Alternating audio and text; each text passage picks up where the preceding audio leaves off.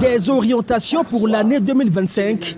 Rosalie Matondo sonne la fin de la récréation dans les administrations sous sa tutelle.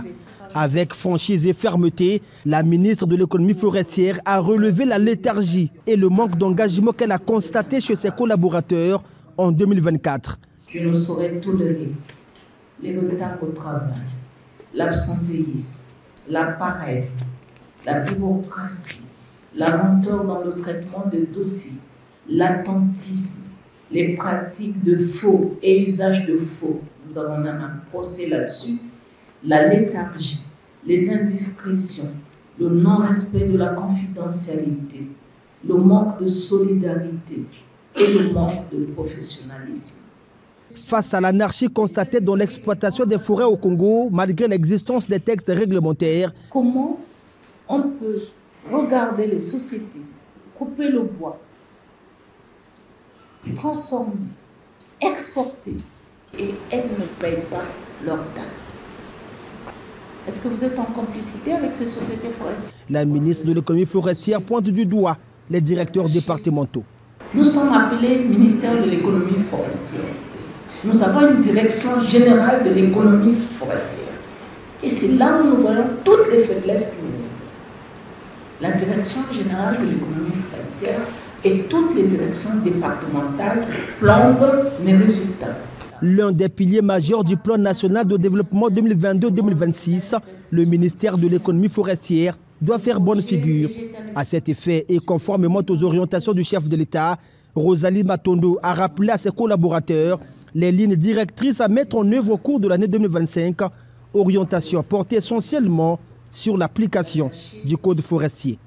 Finaliser l'élaboration des textes d'application du code forestier restants et les transmettre au secrétariat général du gouvernement à la faveur de la dynamisation du groupe de travail multi-acteurs. Suivre méthodiquement la réalisation de l'étude socio-économique relative à la création de la société nationale chargée de gérer la part de plume de l'État afin d'implémenter effectivement la réforme sur le partage de production.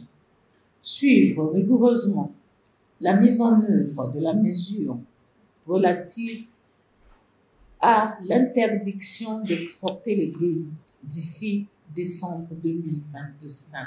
28 orientations au total préconisées par la ministre. Il faut que chacun s'implique pour la réussite de 2025.